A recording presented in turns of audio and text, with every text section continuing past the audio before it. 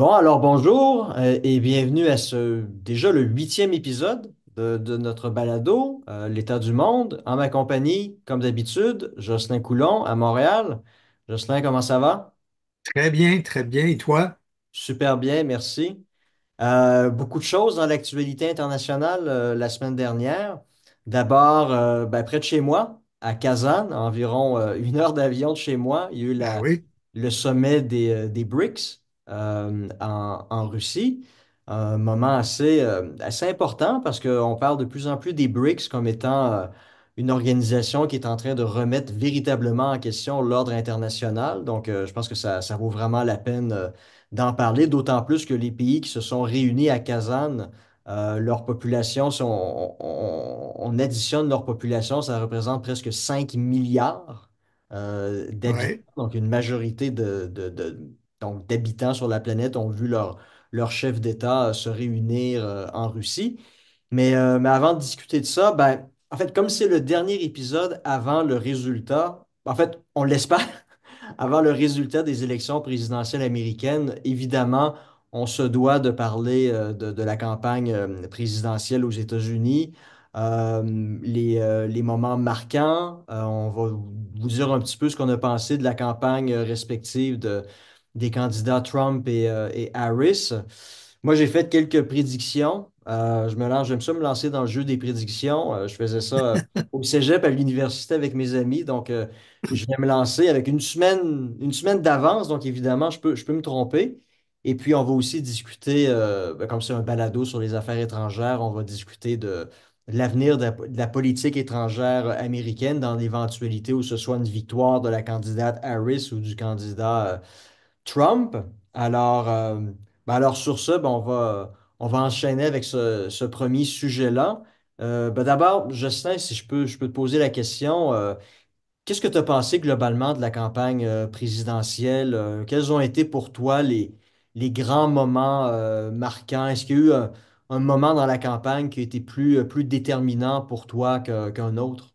Je ne sais pas s'il y a des moments déterminants, mais c'est sûr que la tentative d'assassinat contre Trump a d'une certaine façon réveillé l'électorat et l'opinion publique internationale sur la violence de cette campagne électorale.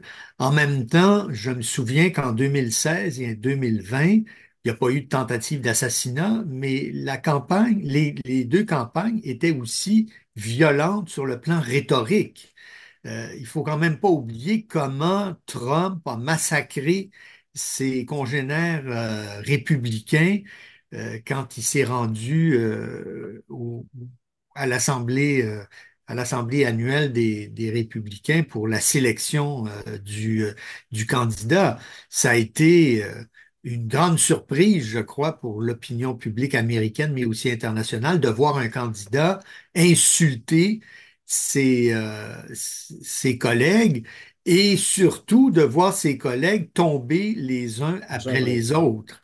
Et donc, il a émergé de cette campagne à travers essentiellement des insultes, parce que pour le reste, il n'y avait pas grand-chose. En 2020, la campagne est devenue un peu plus dangereuse parce que non seulement Trump a dit pendant toute la campagne, c'est-à-dire dès le début de l'été, que le résultat serait frauduleux, qu'il faudrait des recomptages massifs, etc. Finalement, il annonçait ce qu'il allait bientôt faire pour contester les résultats de l'élection si jamais il perdait, et donc avec aussi le langage qu'on lui connaît. Et puis, après l'élection, il a refusé de reconnaître les résultats et ça a mené au 6 janvier 2021. Donc, on a atteint un levier pardon, de violence qui était Quand même sans inusité pour précédent une ouais, sans dans l'histoire précédent. politique américaine. Et Ouais. là, on est rendu, on se demande, bon, la campagne, elle a peut-être été moins virulente sur le plan rhétorique, mais il y a eu cette tentative d'assassinat et puis il y a ces menaces de ne pas reconnaître le résultat. Qu'est-ce que ça va donner? certains analystes disent déjà que peut-être Trump pourrait gagner le vote, mais perdre l'élection, ce qui serait peut-être la pire des configurations, parce que là, ça viendrait ajouter de l'eau à son moulin, comme quoi les dés sont pipés. Alors, c'est un peu ça que je ressens là, après 3, 4 mois de campagne. Ouais, non, ben, c'est sûr que en fait, la première tentative d'assassinat en juillet dernier en Pennsylvanie a vraiment été un moment marquant. Puis, moi, je me serais attendu à ce moment-là à ce qui essaie d'en tirer davantage profit. Ça a pas duré très, très longtemps. Il y a eu le truc Non. quelques jours plus tard à la convention républicaine, le bandage sur l'oreille. Et puis, très rapidement, ben, il est retombé dans sa rhétorique habituelle. Puis les démocrates aussi. Parce qu'il y avait quand même eu à ce moment-là un certain moment d'accalmie. Les gens avaient peut-être réalisé, surtout du côté démocrate, que là, vraiment, là, la rhétorique était montée à un niveau tellement Ouais. extrême qu'un individu avait décidé de prendre une arme pour s'en prendre violemment à un candidat. Donc, même dans le camp démocrate, il y a eu une certaine prise de conscience qu'il fallait faire un petit peu attention à la rhétorique, mais à l'espace de presque une semaine, les mêmes attaques ont reprise et puis ont recommencé, puis il y a eu ensuite la seconde tentative d'assassinat lorsqu'il était sur son club de golf en Floride, qui a été peut-être un petit peu moins publicisé que la première, parce que pas, contrairement à la première tentative, il n'y a pas eu d'image aussi sensationnelle que Voilà. lors de la première fois. Mais je dois avouer que ce niveau de polarisation est vraiment inquiétant aux États-Unis. Puis on peut vraiment se poser la question, ça vient d'où cette polarisation-là? Beaucoup ont pointé du doigt l'Internet, les réseaux sociaux comme étant à l'origine de cette polarisation-là. Moi, je mettrais un bémol là-dessus. Lorsqu'on étudie cet aspect-là, on se rend compte que la polarisation, surtout aux États-Unis, a commencé déjà dans les années 70, s'est accéléré dans les années 80, donc bien avant l'apparition de l'Internet et des réseaux sociaux. Et puis lorsqu'il y a vraiment eu un moment, un point tournant dans l'historique de la polarisation politique aux États-Unis, c'est en 96, milieu des années 90, lorsqu'il y a eu une déréglementation du milieu télévisuel, audiovisuel aux États-Unis. C'est là qu'on a vu la création de Fox News, puis c'est Mhm. vraiment à ce moment-là où les réseaux de télévision mainstream ont commencé à adopter des positions idéologiques beaucoup plus campées. Donc ça a contribué à accélérer la polarisation. Puis il faut pas nier aussi que les réseaux sociaux y contribuent également, mais de dire que les réseaux sociaux sont à l'origine de ce phénomène-là, Mhm. je pense que c'est faux de dire ça.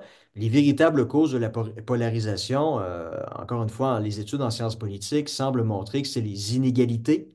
socio-économiques qui sont à l'origine de cette polarisation-là, qui peut être accentuée par les médias lorsqu'ils adoptent des positions très campées, les réseaux sociaux, mais aussi le mode de scrutin qui est utilisé. Donc, les études se rendent compte aussi que dans les pays qui adoptent un mode de scrutin majoritaire, donc l'idée en anglais du winner takes all, comme aux Mhm. États-Unis, au Canada, en Grande-Bretagne, en Inde, dans une moindre mesure en France, on se rend compte qu'en moyenne, dans ces pays-là, il y a plus de polarisation que dans des sociétés qui ont un mode de scrutin proportionnel, qui inévitablement force les partis politiques à la fin de l'élection de devoir créer des gouvernements de coalition. Donc, ça veut dire que pendant la campagne électorale, ils doivent faire plus attention à ce qu'ils vont dire par rapport aux autres partis, parce qu'ils savent très bien que les chances sont extrêmement élevées qu'ils vont devoir gouverner avec eux une fois l'élection terminée.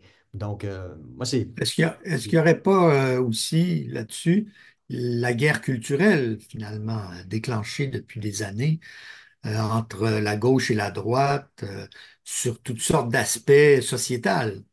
Oui, oui, oui, parce que ça, c'est un autre aspect aussi. Donc, il y a les inégalités économiques, mais il y a aussi les exclusions sociales. Donc, si vous avez des individus qui se sentent, à juste titre ou non, la question n'est pas là, mais exclus de la société, c'est sûr qu'il y a un risque d'augmentation de la polarisation. Et puis, j'ai vu un sondage récemment qui était très intéressant. C'est la part dans l'électorat démocrate, la part des hommes qui, au cours des 20 dernières Ouais. années, est dans une trajectoire descendante. Donc, il y a 20 ans, c'était environ 50%. Puis, selon ce sondage, ça avait baissé en ce moment aux alentours de 35, entre 35 et 30 là. Donc, il y a de moins en moins d'hommes qui ont tendance à voter pour les démocrates. Donc ça veut dire que maintenant, ils ont tendance à voter davantage pour les républicains. Donc on peut aussi se Ouais. poser la question, pourquoi le Parti démocrate a vu l'effritement de son vote masculin au cours des 20 dernières années? Puis plusieurs diront que c'est l'adoption par les démocrates d'un agenda trop libéral, trop à gauche, qui Trop a tendance à, diversitaire. trop diversitaire, donc qui a tendance à exclure les hommes de certaines opportunités Mais d'emploi ou quoi que ce soit. est-ce que les hommes votent plus que les femmes? C'est une bonne question. C'est vraiment OK. une bonne question. Aux États-Unis, est-ce Ah, que les hommes... Parce que là, Trump, il va essayer d'aller chercher, bien sûr, ce segment de l'électorat américain, les hommes blancs frustrés. Sont-ils plus mobilisables et le sont-ils dans les 7 États qui Ah vont oui. faire toute la différence? Est-ce que les femmes sont plus discrètes dans ces États-là?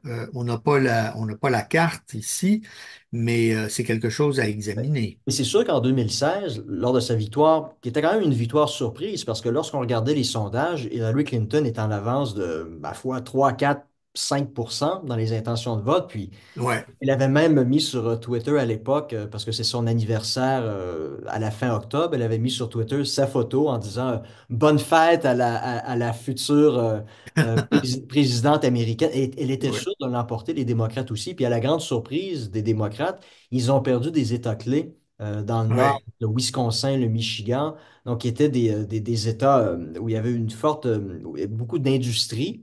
Euh, ouais, donc comment on appelle ça aux États-Unis, le Iron Belt, ouais, où il y avait des industries manufacturières, automobiles, qui avaient historiquement toujours voté démocrate et là avaient voté pour Trump. Donc, il y avait, le vote s'expliquait par le déclassement des travailleurs, leur ouais, exclusion de la sphère sociale et économique, et puis il s'était tourné vers essentiellement l'individu. Moi, j'avais comparé dans un livre à Prométhée, qui avait volé le feu aux dieux pour le donner au peuple, et puis ben, évidemment, les dieux l'avaient puni. Donc, Trump en 2016, puis encore une fois en 2020, puis cette année, pour l'élection, c'est l'individu qui promet d'enlever aux élites de Washington ce qu'ils ont enlevé au peuple et de redonner au peuple ce qui leur a été enlevé par ces élites-là qui sont ouais, connectées. Donc, tu sais, je veux dire, à quelque part, c'est- le fait que Trump ait été élu en 2016, qui a, sur la base des sondages actuellement, de très, très, très fortes chances de l'emporter à nouveau cette année, ouais. je pense que l'explication qu'on entend en ce moment bon, ben, c'est du fascisme, puis bon, je pense qu'on s'entend que c'est un raccourci intellectuel Oui, qui oui, tout à explique fait. très mal les raisons pour lesquelles il y a presque un Américain sur deux qui est prêt à lui accorder leur vote. Donc, Et pourtant, la situation économique américaine est assez bonne.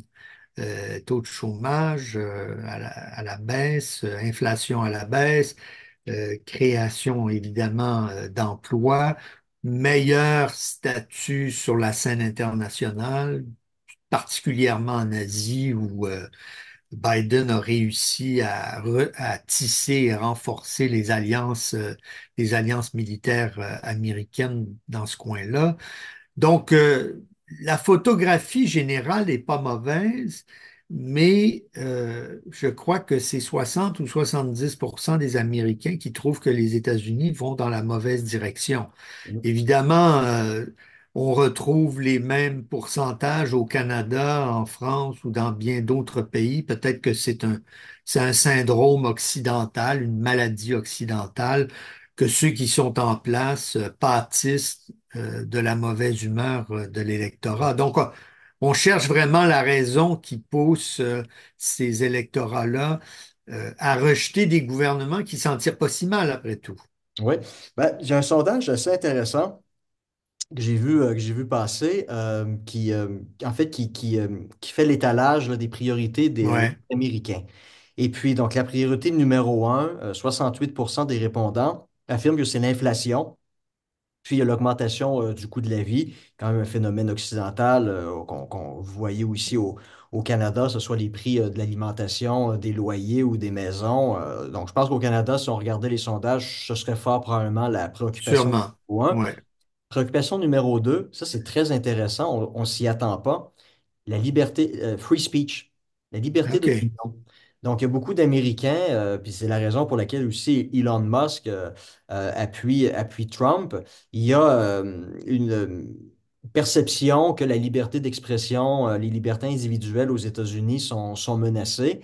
Et puis, évidemment, Trump mise énormément là-dessus. Ben, c'est bien la sûr. raison pour laquelle il est appuyé par Musk aussi. Donc, et ça a toujours été historiquement son dada, un de ses discours principaux. Puis il s'avère que ben, il s'adresse à ce qui est pour les Américains la deuxième plus grande priorité. Puis lorsqu'on baisse dans la liste, on se rend compte que en bas de la liste, ce sont des priorités qui sont principalement défendues par les démocrates. Donc, si on veut, le décrochage de l'électorat des démocrates en faveur des républicains s'explique peut-être par le fait que les démocrates ont mal ciblé leurs priorités. Ouais. Ils ont un discours qui cible des priorités qui, en réalité, ne sont pas des priorités numéro un pour les Américains. Donc, à 41 les changements climatiques. Puis, Mhm. vient ensuite à 38 les inégalités raciales et ethniques. Donc, OK. ce sont vraiment deux messages clés des démocrates. Mais lorsqu'on regarde en comparaison de l'inflation, les coûts de la vie, le coût de la vie, 68 ou la liberté d'opinion qui est menacée, 63 on se rend compte Ouais. que peut-être Trump est tout simplement plus en phase avec les Ouais. priorités des Américains que les C'est, démocrates peuvent l'être. c'est la deuxième priorité sur la liberté d'expression, c'est particulier aux États-Unis parce qu'il me semble qu'on ne voit pas ça au Canada ou en Europe. En tout cas, je ne me souviens pas d'avoir vu des sondages où on plaçait la liberté d'expression au deuxième rang des priorités. Tous les soins de C'était, santé, l'éducation, les voilà, programmes sociaux. voilà, Ouais, c'est ouais. surtout ça. Donc, c'est très particulier aux États-Unis et c'est ce qui c'est ce qui rend la lecture de cette élection plus difficile peut-être pour un observateur étranger. Oui, c'est ça. Il faut adopter le filtre culturel américain pour bien comprendre ce qui est en train de se passer. Ouais. Euh, Alors, tu fais tes prédictions? Ben oui, donc, bon, là, en ce moment, on est le 28 octobre. Donc, je me base sur les sondages les plus récents pour faire ma prédiction. En ce moment, au niveau national, Harris est crédité de 48 Ouais. Trump de 46,6 puis il y a 5,4 d'indécis. Mais bon, on le sait aux États-Unis, c'est pas parce qu'on remporte le vote populaire qu'on est nécessairement élu Voilà. président. Tout va se jouer au niveau du collège électoral et des grands électeurs. Et là, ben, il y a les États clés. Et là, c'est ma prédiction. Si les sondages dans les États clés que je vais mentionner s'avèrent exacts, voici ce que ça donne. C'est la carte, ce que j'appelle ma carte conservatrice, puis je vais vous expliquer pourquoi, qui donnerait à Trump 287 grands électeurs, puis à Harris 251, donc il en faut 270 pour l'emporter. Donc, en ce moment, en Arizona, qui est un État clé, Trump est en avance de 2 En Géorgie, il est en avance de 1,7 Au Michigan, c'est Harris qui est en avance de 0,3 Au Nevada, Trump est en avance de 0,3 En Caroline du Nord, Trump est en avance de 1,4 En Pennsylvanie, Trump est en avance de 0,3 Puis au Wisconsin, Harris est en avance de 0,2 Donc, si ces sondages-là sont OK. fiables et les gens votent vraiment de cette façon-là, ça donnerait 287 grands électeurs pour Trump et 251 grands électeurs pour Harris. Maintenant, ceci dit, Trump est quand même diabolisé par l'establishment, les médias traditionnels. Et ça, historiquement, lorsqu'on regarde dans les autres sociétés occidentales, des politiciens similaires qui ont toujours été associés aux extrémismes, à l'extrémisme de droite, au fascisme, on s'est rendu compte que ces gens-là, notamment Jean-Marie Le Pen aux États-Unis, en France plutôt, a Ouais. toujours vu ses intentions réelles être sous-estimées par les sondeurs. Et ça a été la grande tragédie des socialistes en 2002. Ils pensaient que Lionel Jospin allait se qualifier au deuxième tour contre Chirac à l'élection présidentielle sur la Mhm. base des sondages qu'ils avaient, qui plaçaient Jospin 3 ou 4 devant Le Pen. Or, les gens, lorsqu'ils se font téléphoner par un inconnu, qui leur demandent pour qui vous allez voter aux prochaines élections. Évidemment, si vous allez voter pour un type comme Jean-Marie Le Pen, qui est décrié par l'establishment comme étant un fasciste, un nazi, ben, il y a peut-être des gens qui vont se sentir un peu gênés d'affirmer qu'ils ont une préférence politique de la sorte. Donc, ils vont dire, ben, je sais pas, je suis indécis. Ou ils vont dire, ah, je vais voter pour Chirac ou Jospin. Donc, ça vient fausser en quelque sorte Ouais. le résultat réel. Donc, c'est ce qui s'est passé en 2016. Dans le cas de Trump, ses intentions de vote ont été sous-estimées par les sondeurs. Donc, je me dis que c'est peut-être encore le cas aujourd'hui. Et si les intentions de vote de Trump sont sous-estimées, ne serait-ce que de l'ordre de 1%, 1% Mhm. seulement, mais ça veut dire qu'il y a deux États pivots qui passeraient dans le camp républicain. Donc, en l'occurrence, ici, le Michigan et le Wisconsin. Ouais. Donc, sur la base de cette hypothèse-là, de la sous-estimation des intentions de vote de Trump, donc ça, c'est ma prédiction moins conservatrice, ça donnerait à Trump 312 grands électeurs contre 226 pour Harris. Mais bon, dans OK. les deux cas, encore une fois, sur la base des sondages actuels, ce serait une victoire de Trump. Et lorsqu'on regarde aussi les prédictions pour les élections au Congrès, donc le Oui. tiers des sièges au Sénat qui sont en jeu, lorsqu'on regarde les sondages, c'est sûr à 100% que les démocrates vont perdre leur sénateur tu sais, au Montana. La Mhm. prédiction des sondages en ce moment, leur candidat est à plus de 10% derrière le candidat républicain. Et en Ohio, le résultat semble être très serré aussi. En ce moment, c'est le candidat démocrate qui est très, très, très légèrement en avance. Mais ça veut dire qu'il y a deux sièges au Sénat qui pourraient tomber dans le camp républicain, ce Mhm. qui viendrait à donner aux républicains 51 des 100 sièges Ah au oui. Sénat.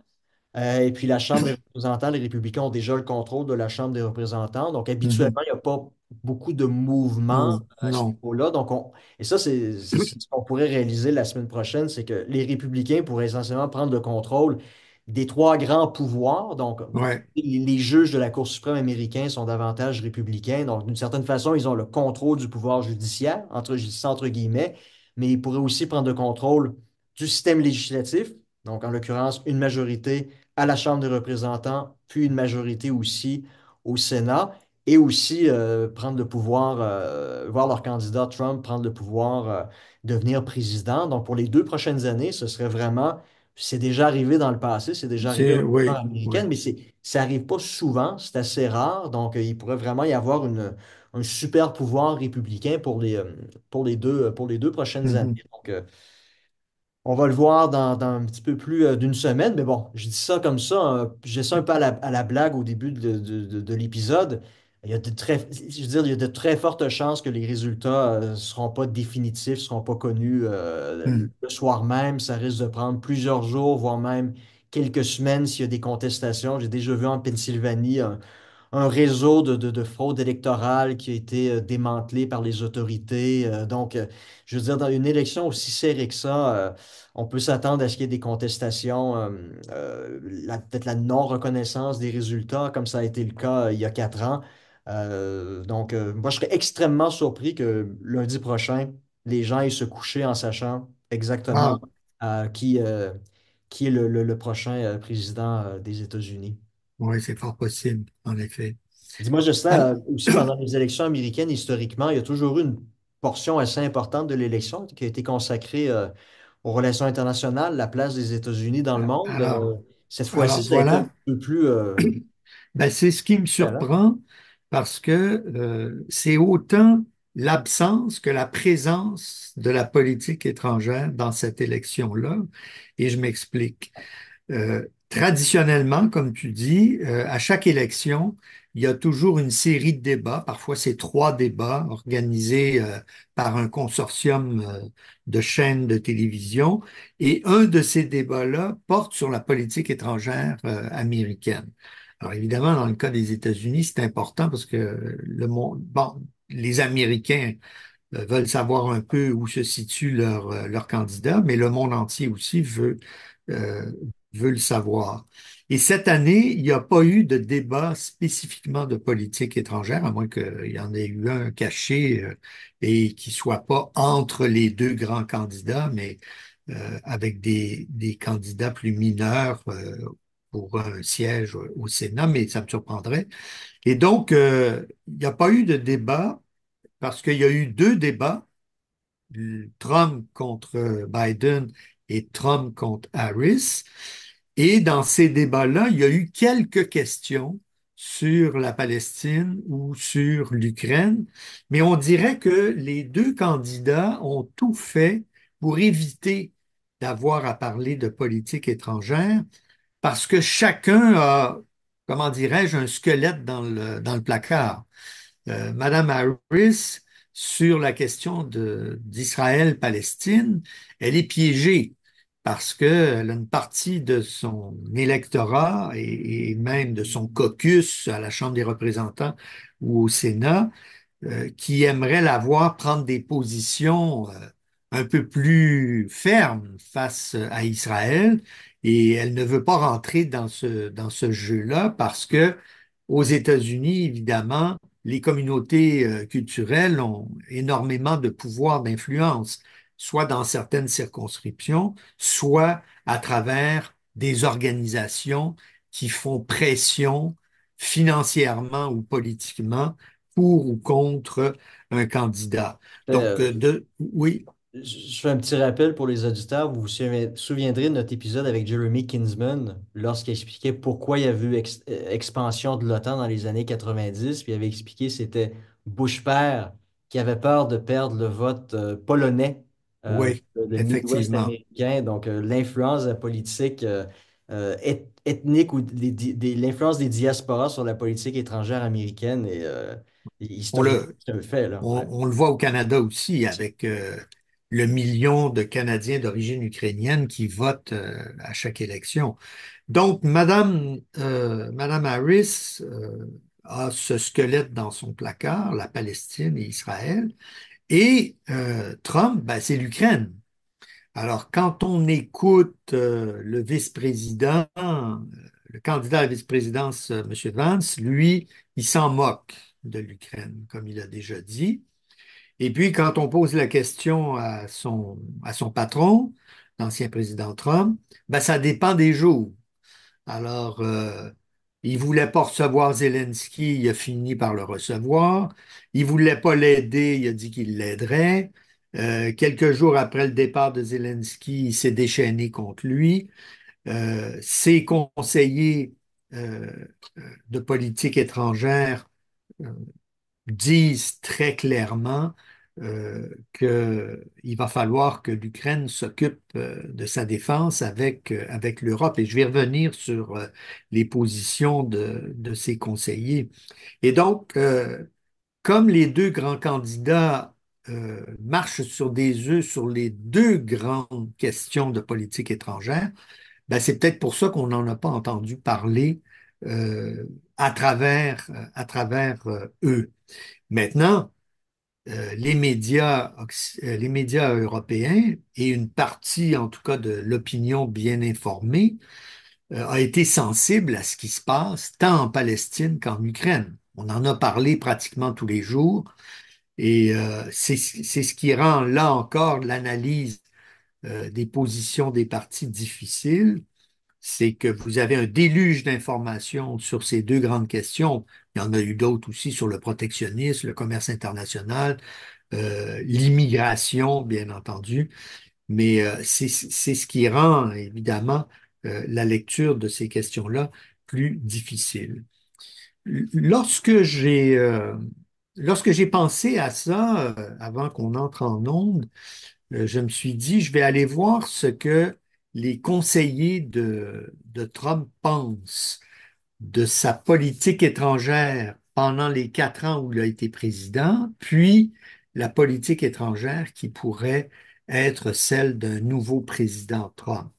Et dans le magazine Foreign Affairs de juillet-août, qui est, comme tu le sais, le grand magazine de l'establishment américain sur les questions de politique étrangère, eh bien, on a un de ses conseillers à l'époque où il était président, M. O'Brien, qui a occupé le poste de conseiller à la sécurité nationale, qui s'est exprimé assez clairement sur ce que Trump avait fait pendant sa présidence. Et c'est intéressant de voir l'accent qu'il met sur le fait que le président Trump ait été essentiellement un président de paix et non de guerre. Et on a plutôt l'impression que Trump avait le doigt sur le bouton et qui voulait frapper à tout bout de champ, mais c'est pas la réalité quand on regarde les 4 années de son mandat. Et O'Brien rappelle ça, que Trump n'a commencé aucune grande guerre, contrairement à tous ses prédécesseurs depuis Jimmy Carter. Jimmy Carter étant le dernier président qui, lui aussi, n'a pas commencé de grande guerre entre 76 et 80. Tous les autres ont été impliqués dans des conflits violents et je pense que c'est un jour, Carter avait dit ça, on lui demandait pourquoi la Chine était agressive et puis il a répondu, la dernière fois que la Chine a fait la guerre, c'est contre le Vietnam en 1979 et ça s'est pas très bien déroulé pour la Chine. Alors que nous sommes en guerre depuis 1979, nous n'arrêtons pas de bombarder, principalement les pays arabes ou musulmans. Donc, pour revenir à O'Brien, il souligne cet aspect-là. Donc, pas d'engagement dans de grandes guerres et au contraire, retrait des troupes américaines, ou en tout cas début d'un retrait de l'Afghanistan, de l'Irak et de d'autres endroits. Mais en contrepartie de ce pacifisme, entre guillemets, euh, Trump a mis l'accent sur la paix à travers la force, c'est-à-dire augmentation du budget militaire et forcer les pays de l'OTAN qui n'ont pas atteint le 2% à l'atteindre. Et on peut dire que sa rhétorique a fonctionné, parce que quand il est arrivé au pouvoir, il y avait peut-être 5 ou 6 des 30 pays membres de l'OTAN qui avaient atteint le 2%. Et aujourd'hui, c'est quoi, c'est, je crois, 23 ou 25 pays sur 32, puisque l'OTAN a été encore élargie, qui ont atteint ce 2%. Donc, la rhétorique, mais aussi les pressions de Trump ont forcé les pays de l'OTAN à augmenter leur budget de défense. Ce qui, évidemment, plaît aux Américains, parce que, comme tu le sais, les producteurs d'armes ne sont pas nombreux. Et surtout les producteurs d'armes avec des joujoux déjà dans la boutique. Ce qui fait que quand la Pologne ou d'autres augmentent leur budget militaire, ils trouvent facilement à acheter des avions, Des hélicoptères des Apache, des hélicoptères, etc., qui F-16. sont déjà disponibles. Mhm. Ce qui enrage évidemment les industries de défense européennes parce qu'ils se font voler des contrats. Donc tout ça n'est pas dû au hasard, n'est-ce pas? Alors, qu'est-ce que disent aussi O'Brien et un autre conseiller de Trump, et cette fois-ci dans une très grande entrevue publiée par le New York Times la semaine dernière, ce monsieur étant Eldridge Colby, qui a occupé un poste très important à la Défense nationale au Pentagone sous Trump, c'est que eux, leur focalisation, c'est sur la Chine.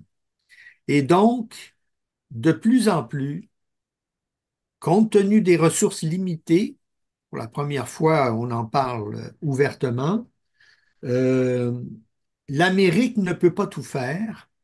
Et donc, les Européens vont devoir commencer à sérieusement penser à leur défense et à s'occuper de l'Ukraine, alors qu'eux vont réellement pivoter vers l'Asie, ce qui a, comme tu le sais, déjà commencé avec Oui. Obama, s'est poursuivi avec Trump première C'est mouture, c'est vrai puis que ensuite Biden. c'est vrai que mener Donc, une guerre sur trois fronts, l'Ukraine, Israël et et la Chine, Taïwan Taïwan, peut-être. c'est trois gros morceaux, là. Ça commence à être beaucoup. Et Colby est très clair. Pour lui, l'Ukraine ne doit pas entrer dans l'OTAN.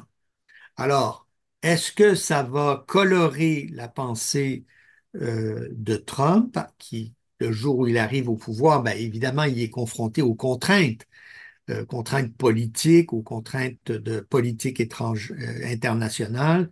Est-ce qu'il va vraiment empêcher l'Ukraine d'accéder à l'OTAN? Moi, je pense que oui, quand on lit ces déclarations et surtout quand on voit le malaise en Europe. Aussi, Parce que c'est ce que j'allais dire aussi. tous les Européens ne sont pas alignés sur on accueille l'Ukraine. Et, euh, et, et- et c'est une mauvaise politique de la part de l'OTAN d'avoir fait ça dès 2008. C'est-à-dire d'avoir dit aux Ukrainiens et aux Georgiens, vous avez La porte une était ouverte. possibilité, on ouvre la porte, une possibilité d'adhérer, mais on ne sait pas quand. Ouais. Alors évidemment, ben, Poutine se prépare, Et lui. surtout que l'année Lui, précédente, Poutine avait été très clair à Munich dans son en discours. 2007, oui, Donc, absolument. et quand on Donc, l'écoute pas, ben, on commet des erreurs voilà. comme ça, hein. Donc, voilà où en est la réflexion sur la politique étrangère. Un Trump deuxième mouture, à mon avis, va faire ce qu'il a fait en 2017-2021. Et contrairement à ce qu'on pense, il n'est pas isolationniste. Et je ne pense pas que son entourage est isolationniste. Ils sont plutôt à la carte. Et le fait de pivoter sur l'Asie ne les rend pas isolationnistes, bien au contraire. Donc, on aura le temps d'en Ouais. reparler. Oui, ben peut-être cette perception-là d'isolationnisme, c'est le fait, justement, en réaction à la Chine, le déficit commercial, mais surtout la volonté. Les Américains savent exactement ce qui est en train de se dessiner du côté de l'axe Pékin-Moscou. On peut ajouter Téhéran là, dans l'axe aussi. C'est que, on en a discuté la semaine dernière, il y a le risque là, de se retrouver étouffé économiquement. Puis Trump avait déjà amorcé lors de son premier mandat la réindustrialisation des États-Unis afin justement là, d'inciter les compagnies américaines à quitter autant que possible la Chine pour pouvoir revenir produire aux États-Unis. Donc, oui, c'est un réflexe qu'on pourrait dire isolationniste, mais qui est surtout en réaction à ce que le principal ennemi stratégique des États-Unis a commencé lui-même à faire depuis maintenant près de 15 ans sous l'ère Xi Jinping, là. Mais ben oui, on aura l'occasion Voilà. effectivement d'en reparler. Mais bon, comme on parle de la Chine, ben, on peut déjà transitionner vers notre second sujet. Les BRICS, comme je disais, qui se sont réunis pour leur sommet annuel à Kazan, au Tatarstan, dans la région du Tatarstan en Russie, qui n'est pas très loin de chez moi. Ben d'abord, les BRICS, BRICS, c'est l'acronyme pour les premiers Pour, pays oui, c'est fondateurs l'acronyme anglais anglais, Brazil, pour Brazil, Russia, Russia, India, China and South Africa. South Africa. Donc, il a Et été créé en 2009. c'est la première fois qu'ils se sont rencontrés, effectivement. Donc, ces pays-là, il y a eu une expansion aussi l'année dernière à l'Égypte, l'Éthiopie, L'Iran l'Iran, et les Émirats les arabes Émirats unis. unis. Ça, c'est les quatre qui ont adhéré formellement en janvier de cette année. C'est pour ça qu'on appelle le groupe maintenant les BRICS plus. Plus, ouais. Et certains pays qui avaient été invités, comme l'Argentine et l'Arabie saoudite, eh bien, dans le cas de l'Argentine, ont décidé de se retirer complètement. Et pour ce qui est de l'Arabie saoudite, elle n'a pas encore, disons, envoyé sa lettre d'acceptation de cette invitation. Donc, Mais la semaine on peut, dernière, il y avait quand même beaucoup de monde. La photo alors, et c'est les gens justement, qui se disaient, je ah, vais t'en parler. oui, la Russie qui est isolée. Et puis les gens mettaient sur les réseaux sociaux, ah oui, avec tous les chefs de gouvernement, les chefs d'État Donc, étaient ce qui présents. est, ce qui est Voilà. arrivé, c'est que pour cette rencontre, qui était la 16e rencontre du bloc, on avait les 9 membres officiels qui étaient là et Poutine avait invité 27 ou 28 autres pays. Une vingtaine ont envoyé leur chef d'État, ce qui envoyait le message, bien sûr, au reste du monde que Poutine était encore capable d'organiser un événement d'envergure internationale qui regroupait 60 ou 70% de la population mondiale et certainement un PIB qui dépasse celui du G7. Oui, oui. Alors, Et surtout, le secrétaire général des Nations Unies et le était secrétaire aussi général présent. qui s'est pointé, il est dans son rôle. Il visite les organisations internationales, les regroupements. Il a été critiqué, mais moi, je pense qu'il est dans son rôle. Donc, les BRICS, qu'est-ce que c'est essentiellement? D'abord, c'est un regroupement informel, comme le G7 et le G20. Les gens souvent disent que c'est une organisation. Non, une organisation internationale, ça a des statuts très spécifiques selon des conventions internationales adoptées au 19e et au 20e siècle. Donc, c'est un regroupement informel qui est là pour promouvoir, dans le cas des BRICS, le multilatéralisme, le respect de la charte Des Nations euh, Unies. des Nations Unies. Et là, on peut se poser des questions, bien sûr, sur Les droits humains ce aussi. respect quand on voit que la Russie a envahi l'Ukraine.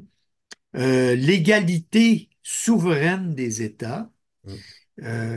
la non-coercition dans les décisions et un objectif, la refondation des institutions qui sont nées de 1940, depuis 1945.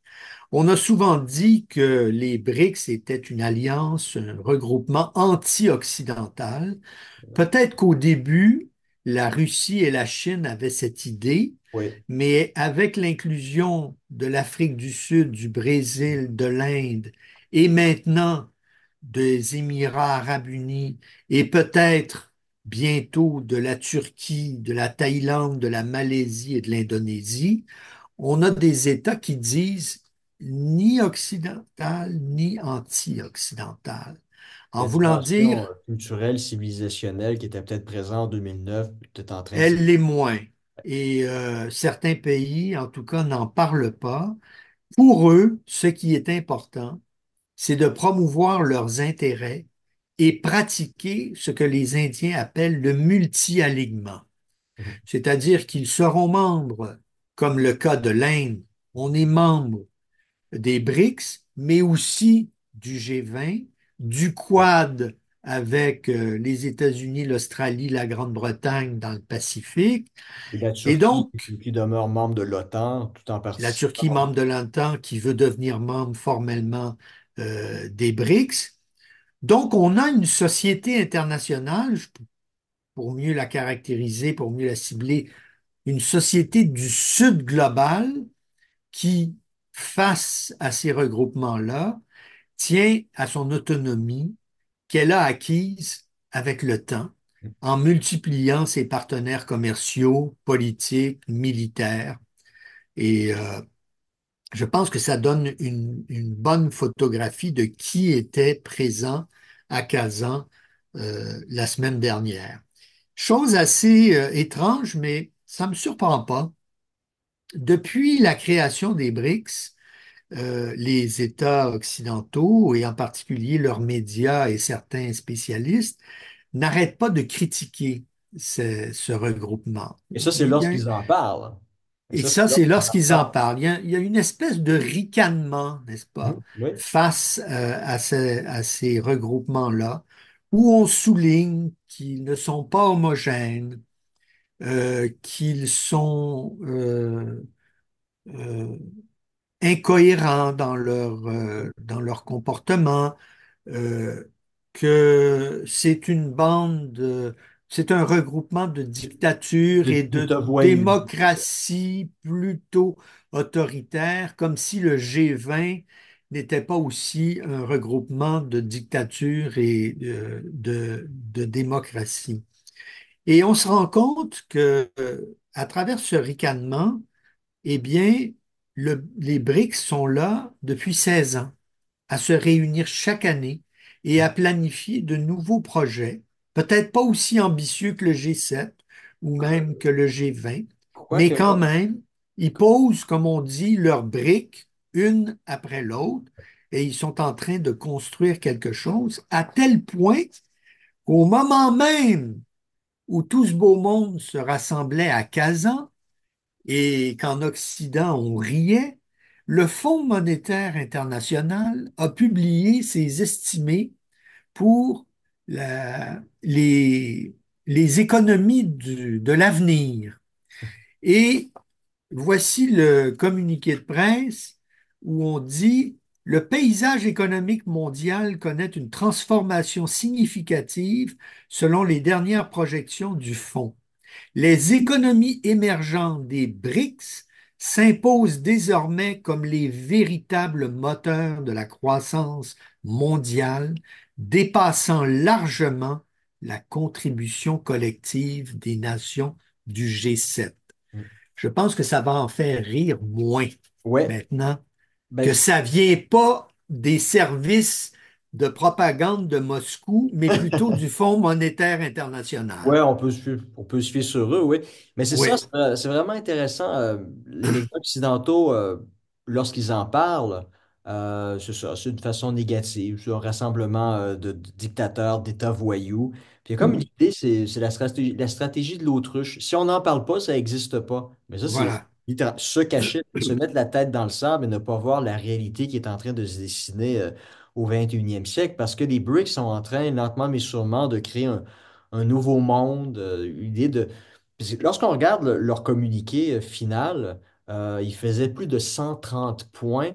Et puis, il y avait des trucs là, qui étaient... Il y avait des généralités, évidemment, mais il y Bien avait des sûr. choses qui étaient très, très, très, très, très précises. Et lorsqu'on regarde en détail, par exemple, il y avait l'idée de créer une bourse du grain, donc pour s'assurer la sécurité alimentaire, des liens aussi économiques plus étroits entre les pays partenaires des BRICS, plus particulièrement l'incitation à commencer à faire du commerce avec leur devise locale. Donc, Voilà. cesser d'utiliser le dollar américain, inciter aussi à la mise en place d'un système de paiement propre aux BRICS, donc ce qu'ils appellent le BRICS Cross-Border Payment Initiative. Donc, à terme, lorsqu'on lit ça entre les lignes, ça veut essentiellement dire un système parallèle au système SWIFT, dont la Oui. Russie a été exclue après l'invasion de l'Ukraine en 2022. Aussi inciter les pays partenaires des BRICS à créer des chaînes d'approvisionnement entre membres. Puis aussi à prendre en considération, ça c'est très intéressant, prendre en considération les circonstances locales devant mener vers la transition énergétique. Donc, l'idée que, où on comprend que vous êtes un pays en voie de développement et vous devez vous développer comme les pays occidentaux se sont développés au 19e puis au 20e siècle avant de pouvoir commencer à penser à une transition écologique. Donc, nous, on respecte ça. On n'est pas en train de vous enfoncer dans la gorge un plan d'énergie verte à terme, vous empêcherait de vous développer. Donc, c'est ça.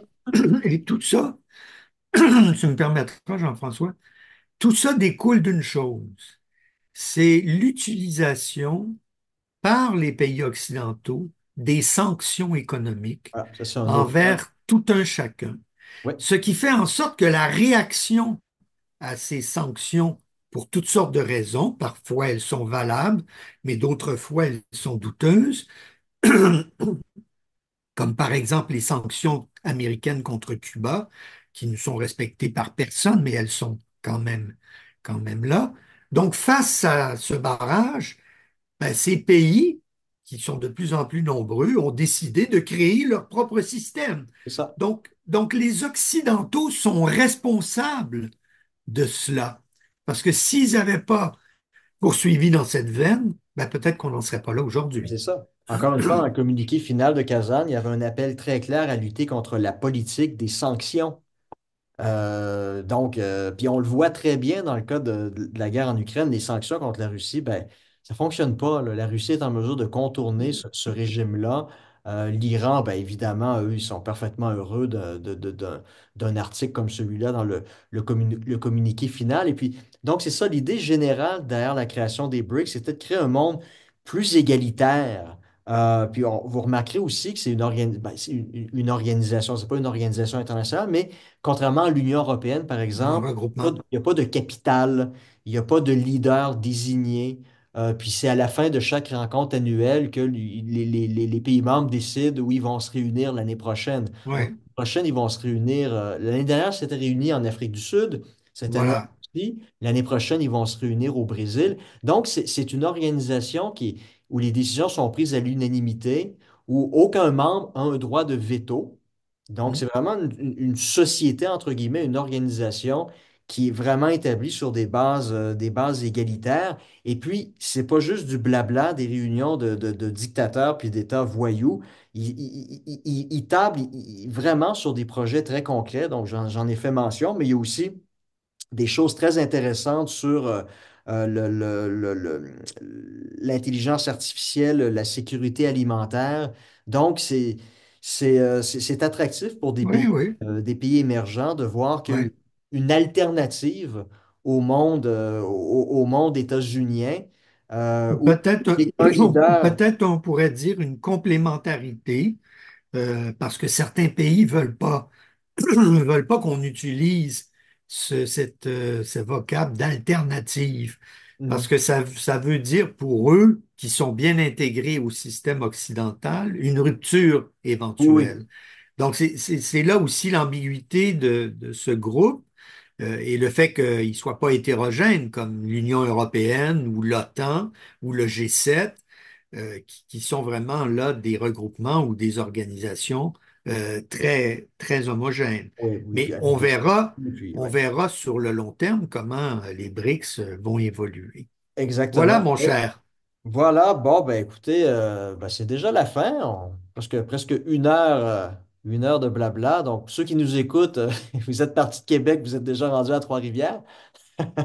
Vous êtes partis de Montréal, vous approchez de Drummondville. Ouais. Bon, ben écoutez, j'espère que vous avez apprécié cet épisode. On va se revoir la semaine prochaine pour, ben, j'imagine on va avoir le temps la semaine prochaine peut-être de revenir sur la politique américaine. Le résultat, on le saura peut-être à ce moment-là, au moment de l'enregistrement. Mais d'ici là, ben, on vous souhaite une très bonne semaine et puis on se revoit virtuellement très bientôt. Allez, au revoir. Au revoir.